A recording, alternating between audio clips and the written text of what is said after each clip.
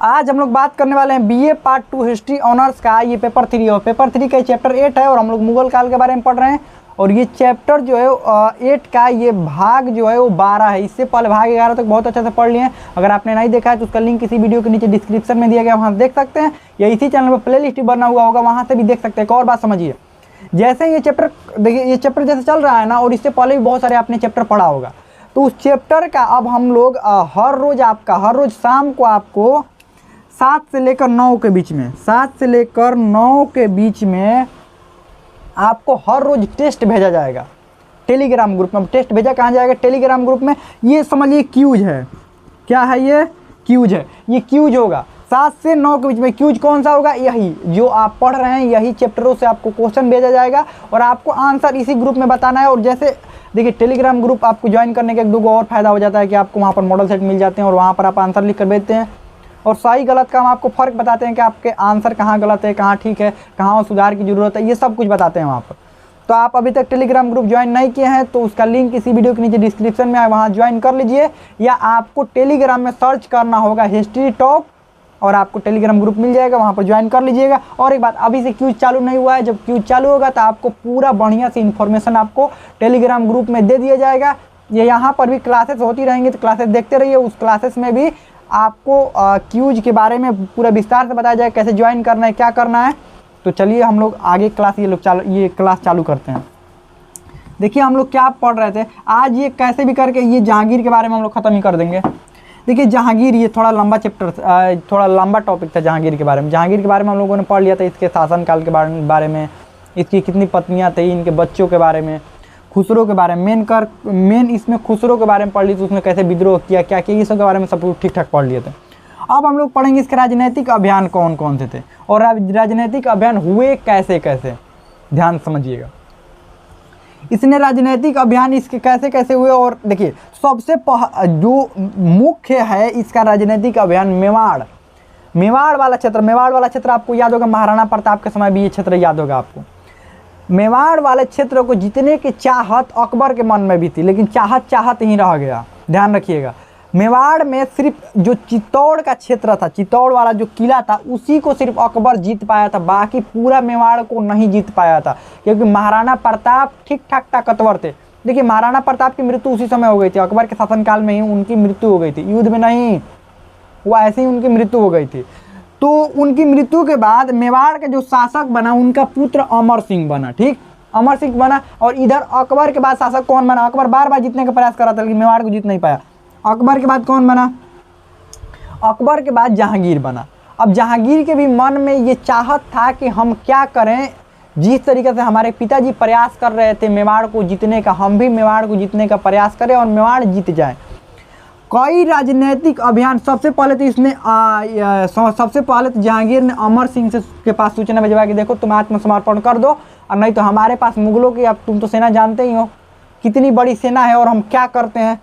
तो इधर अमर सिंह ने भी इधर से सूचना भिजवाया कि तुमको ये याद है, महाराणा प्रताप के कहा कि याद है कि नहीं याद है मुगलों की सेना के कौन सा हाल किए थे, और अभी तक तुम लोग जीत नहीं पाए, अकबर भी नहीं जीत पाया, तुम भी नहीं जीत पाओगे। तो जब ऐसे विवाद दोनों में होने लगे तब एक ही आपको रास्ता बचता है, क्या? युद्ध का। इसने जहांगीर ने अपनी एकदम सेना तैयार करके किसके पास भेजा? अमर सिंह को हराने के लिए। लेकिन वो सेना अमर सिंह को हरा नहीं पाई, कई बार अमर सिंह ही जीत गए और बहुत ज़्यादा युद्ध आपस में क्या होता रहा, चलता रहा। कभी ये जीत जाते थे, कभी वो, मतलब दोनों, कभी ये जीत जाते थे। ध्यान रखिएगा, ये भी हार नहीं मानने वाले थे। ये भी ऐसा नहीं था कि हार मान जाए और हार मानकर और मतलब हार मान जाए इनसे कि नहीं अब युद्ध नहीं करना, बिल्कुल नहीं, ये आत्मसमर्पण करने वाले नहीं थे।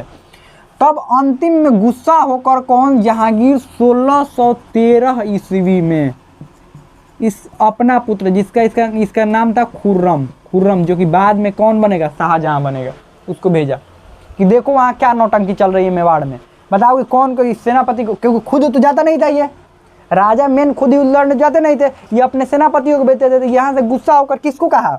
ये कहा खुर्रम को, जाओ देखो कौन सी वहाँ नौटंकी चल रही है, इतना दिन से युद्ध हो रहा है, कितने लोग मारे गए, इतने संसाधनों का नुकसान हो गया, हम लोग अभी तक नहीं जीत पाए, कितना ज़्यादा शर्म की बात है हमारे लिए। तब इधर से आपको पता है शाहजहां कैसा, मतलब ये होते कैसे थे, ये क्या करा शाहजहां ने, यानी कि खुर्रम, जिसका खुर्रम नाम था, बाद में इसका नाम शाहजहां मिला इसको। इसने किया क्या, इसको पता था कि अमर सिंह को युद्ध लड़कर नहीं जीत सकते हैं, सामने से युद्ध लड़कर नहीं जीत सकते, तो इसको हराना कैसे पड़ेगा। किया ये ना, अमर सिंह के सेना को छोड़कर ये जब मेवाड़ में घुसा ना तो वहाँ के जनता को पूरा फसल नष्ट करना चालू कर दिया, लोगों को मारना चालू कर दिया, जिधर गांव में घुसा तो एकदम तहस नहस तबाही मचाना चालू कर दिया। कि इस कारण से अमर सिंह खुद पर खुद आत्मसमर्पण कर दे, क्योंकि उसको पता था कि अमर सिंह ये सब देख नहीं पाएंगे कि हमारे जनता के साथ ऐसा हो रहा है। और मुगल की बहुत बड़ी सेनाएं थी, किसी भी गाँव में घुसती थी ना तो 2-3 घंटा में पूरा गाँव निपट जाता था, समझ लीजिए, इतनी खतरनाक सेनाएं थी। पूरे गांव के गांव निपटाने लगे, जितना फसल था सब फसल पूरा बर्बाद करने लगे, किसान पूरा तबाह हो गए, सब कुछ। जब ये बात पता चला अमर सिंह के पास कि ऐसा ऐसा मुगलों की सेना कर रही है, तब अंत में जाकर इनको क्या करना पड़ गया, आत्मसमर्पण करना पड़ गया। नहीं तो मुगलों के अंदर इतनी हिम्मत नहीं थी कि सामने से हरा दिया जाए इनको। देखिए अकबर जो युद्ध लड़ता था ना तो महाराणा प्रताप से युद्ध लड़ता था, न कि इनकी जनता से। और इसने क्या करा, खुर्रम द्वारा क्या किया गया, इस अमर सिंह से युद्ध नहीं लड़ा गया, इनकी जनता से लड़ा क्या गया, इनकी जनता को क्या किया गया, इनकी जनता को मारा गया, मतलब प्रताड़ित किया गया इनकी जनता को। तब अंतिम अमर सिंह ने क्या किया, आत्मसमर्पण कर दिया। और मेवाड़ मुगल संधि के इस आत्मसमर्पण को के तहत एक संधि किया गया। आत्मसमर्पण जब इन्होंने किया तो एक संधि किया गया जिसको मेवाड़ मुगल संधि कहते हैं। मेवाड़ मुगल संधि के तहत कुछ शर्तें रखी गई, कुछ नियम बनाए गए। देखिए शर्त और वो नियम क्या थे। सबसे पहला, अमर सिंह द्वारा मुगलों की अधीनता स्वीकार मानी गई। सबसे पहला क्या उसमें दर्ज किया गया कि अमर सिंह द्वारा मुगलों की अधीनता स्वीकार कर ली गई। दूसरा, वैवाहिक संबंध। देखिए अब होता क्या था, जो भी शासक होते थे मुगलों का अधीनता स्वीकार कर लेते थे तो मुगल उनसे ये कहते थे कि आप वैवाहिक संबंध बनाइए। क्या बनाइए, वैवाहिक संबंध। आप अपने पुत्री का विवाह मुगल के किसी कोई भी राजकुमार या किसी से कर दीजिए, मतलब वैवाहिक संबंध होना चाहिए। लेकिन अमर सिंह ने क्या कहा कि नहीं, हम ऐसा नहीं करेंगे, वैवाहिक संबंध तो बिल्कुल नहीं होगा, वैवाहिक संबंध बिल्कुल नहीं होगा। सीधे सीधे कह दिए कि ये हमारे यहाँ से तो वैवाहिक संबंध बिल्कुल नहीं होगा। आत्मसमर्पण किए हैं तो क्या हुआ, लेकिन हम वैवाहिक संबंध स्थापित बिल्कुल नहीं होगा। दूसरा बात, इन्होंने कहा कि इनके, देखिए अब तो मुगल ये भी काम करते थे, ध्यान रखिएगा। ये अकबर के समय से ही मनसबदारी प्रथा चलने लगी थी। मनसब का मतलब ये होता था ना कि एगो पद दे दिया जाता था, और पद मनसब मतलब वो उतना उनको पद के अनुसार उनको वेतन दिया जाता था, उसी को मनसब कहा जाता था। कि मान लीजिए 400 का मनसब, 500 का मनसब, 1000-2000 का मनसब, जितना देना है उतना दे दिया जाता था। तो ये मनसबदारी प्रथा थी। तो ये होता था कि मुगल जिसको भी हराए ना तो उसके पुत्र को या उसके किसी भी सगे संबंधी को ले जाते थे अपने दरबार में, कहते थे कि हम हमारे दरबार में इनको भेज दीजिए, हम अपने दरबार में इनको अच्छा पद दे देंगे, अच्छा मनसब दे देंगे। क्यों, क्योंकि ये राजा इस पर दोबारा आक्रमण ना कर पाए। दरबार में अपने लोग हैं तो आक्रमण कैसे करेंगे। तो अमर सिंह के जो पुत्र थे करण सिंह, इनको मुगल दरबार में ले जाया गया और एक अच्छे मनसब दिया गया, वेतन भी दिया गया, अच्छे पद भी दिया गया। अब मुगलों का अब डर खत्म हो गया कि अमर सिंह दोबारा क्या कर सकते हैं, मुगलों पर आक्रमण, क्योंकि इनके पुत्र खुद मुगलों के यहाँ दरबार में यही करते थे। साथ में चित्तौड़ का किला इनको वापस मिल गया। चित्तौड़ का किला किनको वापस मिल गया, ये अमर सिंह को वापस मिला, लेकिन शर्त के साथ मिला कि चित्तौड़ के किला को घेराबंदी नहीं करवा सकते, मरम्मत करवा सकते, लेकिन घेराबंदी इसको और बढ़िया, इसको ज़्यादा मतलब और बढ़िया बॉर्डर इसको नहीं दिलवा सकते, कुछ और ज़्यादा कुछ करवा नहीं सकते इस चित्तौड़ के किला में। आप रहिए, बस इतना ही काफ़ी है आपके लिए, ठीक। तो यहाँ तक इनका काम खत्म हुआ। या अमर सिंह वाला ये मेवाड़ वाला आपको समझ में आ गया, मेवाड़ मुगल संधि किस तहत हुआ, कैसे हुआ। उसके बाद कांगड़ा विजय, दुर्ग जीतने के लिए, दुर्ग मतलब किला, इनको 4 महीने तक घेराबंदी करने लगा। सबसे डिफिकल्ट काम था इसी को जीतना। ये युद्ध लड़े थे, सबसे डिफिकल्ट युद्ध कौन सा था, यही कांगड़ा विजय था। 4 महीनों तक घेराबंदी करके रखे, तब इसको क्या कर पाए, जीत पाए। किसके नेतृत्व में, खुर्रम, यानी कि शाहजहां। जहां पर जाता था, यहाँ पर भी सेनापति कौन था, जो सेनापति, सेना का नेतृत्व कौन कर रहा था मुगलों की, यही खुर्रम कर रहा था। खुर्रम यानी कि शाहजहां, लेकिन शासक इस समय कौन था, जहांगीर था। जहांगीर का शासनकाल में ये मेवाड़ मुगल संधि हुई थी, लेकिन सेनापति था खुर्रम।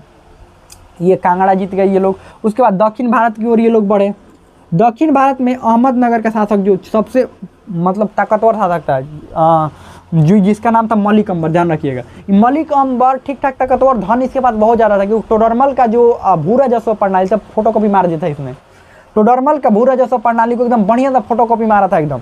और भू राजस्व प्रणाली जिसका बढ़िया होगा उसके पास धन की कोई कमी नहीं होगी। इसके पास भी धन की कोई कमी नहीं थी। और जब धन की कमी नहीं होगा तो युद्ध लड़ने में पीछे रहेंगे। सबसे ज़्यादा मार कौन करते हैं, जो सबसे ज़्यादा अमीर होते हैं वो, कि सबसे ज़्यादा गरीब होते हैं। अमीरों को मार करने की जरूरत नहीं पड़ती है। क्यों नहीं जरूरत पड़ती है? क्योंकि किसी को मारना होता तो दूसरे को पैसे देते हैं मारने के लिए। और इसके पास भी ठीक ठाक सैनिक बल सब कुछ हो गया था, सब कुछ हो गया था। तो अब मुगलों को भी लड़ने से पहले 10 बार सोचना पड़ता था। कई बार तो जब भी कोई जहांगीर किसी अन्य सेनापति के नेतृत्व में किसी को भी जीतने के लिए सेना भेजता था ना, अंतिम में फिर खुर्रम को ही भेजना पड़ता था। यहाँ पर भी क्या हुआ, जैसे मेवाड़ में पहले अन्य सेनापतियों को भेजा, हार गए, ठीक वैसे यहाँ अन्य सेनापतियों को भेजा, कुछ नहीं हुआ, तब अंतिम में फिर खुर्रम को भेजा गया। जब खुर्रम को भेजा गया तब यहाँ पर मलिक अंबर को, इसमें खुर्रम और मलिक अंबर के बीच लड़ाई हुआ, यानी युद्ध हुआ, और इस युद्ध में मलिक अंबर हार गया और खुर्रम क्या हुआ, जीत गया। मलिक अंबर ने अधीनता स्वीकार कर ली। लेकिन बाद में इसने क्या किया, मलिक अंबर ने देखा कि ये जो मुगल यहाँ पर सैनिक हैं और मुगल जो हैं ये आपस में ही लड़ रहे हैं, जब आपस में इनके लड़ने का फ़ायदा उठा लिया, वहीं पर खुर्रम को वहाँ पर से वापस आने के बाद, क्योंकि दक्षिण भारत में आना जाना बहुत दूर की बात है, वहाँ पर ध्यान रखिएगा, बहुत उस समय तो हवाई जहाज था नहीं कि 2 घंटा में चले गए दक्षिण भारत, उत्तर भारत 2 घंटा में आ गए, नहीं। कुछ दिनों बाद मलिक अंबर ने खुद को स्वतंत्र घोषित कर लिया और खुद स्वतंत्र रहने लगा। दोबारा फिर सेना भेजा गया तो सेना को फिर हरा कर भेज दिया इसने, ध्यान रखिएगा। चलिए आगे बढ़ते हैं। अब क्या हुआ, ये जहांगीर का जो पुत्र था खुसरो, इसने विद्रोह किया। खुसरो ने विद्रोह किया ही था। अब खुसरो ने विद्रोह किया था, अब जहांगीर का उम्र ठीक ठाक अब हो गया था, लेकिन ये शासन अपने गद्दी से हट रहा नहीं था। तब क्या किया, शाहजहां ने भी विद्रोह कर दिया। अब शाहजहां को शाहजहां की उपाधि यहीं पर मिली थी। दक्षिण भारत में जब मलिक अंबर को हराया था ना, तो यहीं पर इसको वापस आने के बाद जहांगीर ने इस खुर्रम को शाहजहां की उपाधि दी थी। ध्यान रखिए कि जहांगीर ने खुर्रम को शाहजहां की उपाधि दी थी। तब शाहजहां को भी लगा कि अरे इतना युद्ध लड़वा रहा है, हमसे पागल बना देगा, मतलब हम ही को किसी दिन ना निपटवा दे युद्ध में। किसको? जहांगीर को बारे में ये सोच रहा था कहीं हमको ही युद्ध में ना निपटवा दे, अरे इतना युद्ध लड़वा रहा है, कितना दिन तक हम बचेंगे, हमको राजा भी बनने का मौका नहीं मिल रहा है, हमेशा सेनापति बनाकर घुमा रहा है हमको। और इसके आसपास वाले, जहांगीर के आसपास वाले लोग भी कह रहे कि बताओ तुम्हारा राजा बनने की उम्र है, वो राजा बनकर बैठे हुए हैं, तुमको अब राजा बनना चाहिए। सबसे ज़्यादा युद्ध कौन लड़ता है? तुम ही लड़ते हो, तो राजा किसको बनना चाहिए? तुमको बनना चाहिए। ऐसे ही कहकर इसको मन में विद्रोह की भावना भड़का दिया गया और 1623 में इसने फाइनली क्या कर दिया, विद्रोह कर दिया। 1623 में विद्रोह कर दिया, राजा हम बनेंगे। तब महावत खां द्वारा, जो कि सेनापति थे, समझाया गया इनको बहुत बढ़िया से। किसने? जहांगीर ने इससे महावत खां से कहा कि समझाइए, और नहीं तो फिर वही हाल करना पड़ेगा। खुसरो का हाल किए थे, इसका भी वही हाल कर देंगे हम। ये लड़ रहा है, ज़्यादा हीरो बन रहा है हमारे सामने कि हम सेनापति हैं, हम नहीं रहेंगे तो कुछ नहीं होगा। तब महावत खां ने कैसे कैसे करके शाहजहां को समझाया कि देखो ये इनका ज़्यादा दिन का अब समय बचा नहीं है, कुछ ही दिन का समय बचा है, उसके बाद राजा तुम्ही को तो बनना है, काहे विद्रोह कर रहे हो, काहे इनसे दुश्मनी ले रहे हो। तब ऐसे समझाने के बाद शाहजहां जो है वो मान गया, वो विद्रोह फिर रोक दिया। यानी महावत खां ने इस विद्रोह को क्या कर दिया, शांत करवा दिया। फिर महावत खां को भी ये भी लगा कि अरे हम भी तो ठीक ठाक सेनापति हैं, इसमें ऐसा कौन सा बात है, सेनापति तो हम भी हैं। तो इसने भी विद्रोह कर दिया, राजा हम बनेंगे। तो बताइए, इसने अपने पुत्र को तो राजा ही नहीं बनना दिया, इसको राजा बनने देगा क्या? अरे नहीं, इसको भी कह के ऐसे करके कुछ लोगों को समझाने के लिए भेजा और कह कर बात ये दबवा दिया, बात को पूरी तरह से दबवा दे कि नहीं ये नहीं राजा। महावत खान जो विद्रोह किया था 1626 में, उस विद्रोह को भी दबा दिया गया। किसके द्वारा? जहांगीर के द्वारा। फाइनली जहांगीर के द्वारा दोनों विद्रोह को दबा दिया गया। थोड़ा सा इसकी धार्मिक नीतियों के बारे में देख लेते हैं। इसने अकबर के द्वारा चलाया गया दीन इलाही को ख़त्म कर दिया और ये रक्षाबंधन के त्यौहार मनाता था। ध्यान रखिएगा, क्या मनाता था? ये हिंदुओं को जो प्रमुख त्यौहार है रक्षाबंधन, उस त्यौहार को क्या करता था, मनाता था। और इसने क्या किया था, इसके थोड़ी सी ये भी समझ लेते हैं कि इसकी जो न्याय प्रणाली थी, इसने सोने का जंजीर टंगवाया था अपने आगरा के महल में, सोने का जंजीर लगवाया था न्याय करने के लिए। किसी कोई भी आए उसको बजाए और डायरेक्ट उसकी आवाज़ कहाँ पर पहुँची थी, राजा के पास में, और राजा उसकी बातों को सुनेंगे। ध्यान रखिएगा। विदेशियों का आगमन थोड़ा देख लेते हैं, मुख्य रूप से अंग्रेजों का ही आगमन इसमें हुआ।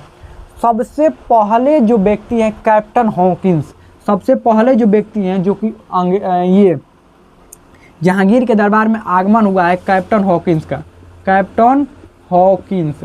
ध्यान रखिएगा, सबसे पहले कैप्टन हॉकिंस का 1608 ईस्वी में आगमन हुआ है, 1611 ईस्वी में ये यहाँ से गए थे। ध्यान रखिएगा, ये आते ही ये पत्र लेकर आए थे अकबर के नाम से। ये उस समय इंग्लैंड के जो राजा थे, जो इंग्लैंड के राजा थे जॉन प्रथम थे, जॉन प्रथम, इंग्लैंड के राजा जो थे जॉन प्रथम थे। तो इनके द्वारा जॉन प्रथम का ही पत्र, क्योंकि वहाँ से जब आ रहे हैं एक राजा दूसरे राजा को पत्र भेजेगा ना, तो इंग्लैंड के राजा जो है इंग्लैंड को राजा के द्वारा ही परमिशन लेकर कैप्टन हॉकिंस आया, तो इंग्लैंड के राजा द्वारा एक पत्र भेजा गया। किसके नाम से? अकबर के नाम से, क्योंकि उनको पता था कि भारत में शासक कौन है? अकबर, जबकि अकबर की मृत्यु हो चुकी थी। ठीक, लेकिन कैप्टन हॉकिंस पहुंचा जब, तो पता चला कि उस समय शासक कौन है? जहांगीर शासक है। तो जहांगीर के दरबार में पहुंचा कैप्टन हॉकिंस, और यहाँ पर पहुंचकर इसने फारसी भाषा में बात किया। कैप्टन हॉकिंस ने किस भाषा में बात किया? फारसी भाषा में। इस बात को सुनकर जहांगीर खुश हो गया, क्योंकि इसकी भाषा क्या थी? फारसी। फारसी ठीक ठाक जानता था। तो जब भी आकर आप ही के पास में कोई आपके बारे में कोई अंग्रेज आए, आप कहें आप राजा हैं, ठीक, आप हिंदी बहुत अच्छा जानते हो, आकर आपसे हिंदी में बात करें, आप खुश हो जाएंगे ना खुश हो जाएंगे? कोई भी नेता आपसे आता है वोट मांगने के लिए, वो कहीं का नेता हो, आकर आपके मातृभाषा में बात करेगा। आप जिस मातृभाषा में जानते हैं ना, उस मातृभाषा में बात करें। क्यों? आपको खुश करने के लिए। आपको भी किसी को खुश करना तो उसके जाकर मातृभाषा में बात कीजिए, खुश हो जाएगा वो। तो कैप्टन हॉकिंस ने फारसी में बात किया तो ये खुश हो गया, और इसको इंग्लिश खान की उपाधि दी। किसको?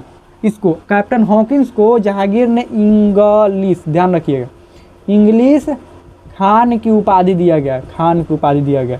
इंग्लिश खान की उपाधि किसने दिया? जहांगीर ने दिया कैप्टन हॉकिंस को। कैप्टन हॉकिंस के बाद टॉमस रो आया, ध्यान रखिएगा, दूसरा था टॉमस रो। टॉमस रो ये 1615 ईस्वी में आया था और 1616 ईस्वी में चला गया। तो ये किससे मिला था? ये जहांगीर से मिला था। ये था इसके विदेशियों कुछ वर्णन। अब थोड़ा सा इसके बारे में, कला और चित्र के बारे में देखिए। कला प्रेमी इसको माना जाता है, जहांगीर को कला प्रेमी माना जाता है। कला और स्थापत्य कला का जो कला का स्वर्णिम युग कहा जाता है। मुगलों में भी कला और स्थापत्य कला का जो स्वर्णिम युग है वो इसी को, जहांगीर के काल का। खुद ये बहुत अच्छा चित्रकार था, बहुत अच्छा चित्र के बारे में जानता था, समझ लीजिए। इसके दरबार में ऐसे ऐसे चित्रकार थे कि पक्षी विशेषज्ञ अलग थे, मनुष्यों को चित्र बनाने के लिए उसके विशेषज्ञ अलग थे। ये सब अलग अलग लोग थे, ध्यान रखिएगा। मतलब ये कला के क्षेत्र में बहुत ज़्यादा इसकी उत्कृष्टता क्या थी, और कला वाले जो लोग थे जिनके अंदर कुछ कला वाला भावना होती थी, उनको बहुत ज़्यादा ये प्राश्रय देता था, क्योंकि खुद ही कला प्रेमी था। अब इसके बारे में थोड़ा सा समझते हैं। इसका जो इसकी मृत्यु फाइनली 1627 में हो गई थी, और इसका जो मकबरा है लाहौर में, लाहौर के शहादरा में बनाया गया था इसका मकबरा। इसका मकबरा लाहौर के शहादरा में, हुमायूं का मकबरा का, सॉरी हुमायूं बोल रहे हैं, जहांगीर का, इस जहांगीर का मकबरा जो है, मकबरा है ये लाहौर में। लाहौर में इसकी मकबरा बनाया गया है। इसकी मृत्यु कब हुई थी? 1627 में। 1627 में मृत्यु होने के बाद शासक कौन बनेगा? जो बार बार कह रहा है शासक बनने के लिए, शाहजहां, जिसका नाम था खुर्रम। और एक बात, इसने अपना आत्मकथा भी लिखवाया था, तुजुक ए जहांगीरी, इसने लिखा था फारसी भाषा में। तुजुक ए जहांगीरी अपना आत्मकथा भी लिखा था। चलिए, हमें लगता है कि बहुत अच्छा समझ में आ गया होगा, और ये जहांगीर के बारे में पूरी तरीके से खत्म हो गया। तो हमें लगता है समझ में आ गया होगा। अब इसमें कोई भी डाउट हो, कोई भी क्वेश्चन हो, आप कमेंट में पूछ सकते हैं। हमें लगता है समझ में आ गया होगा।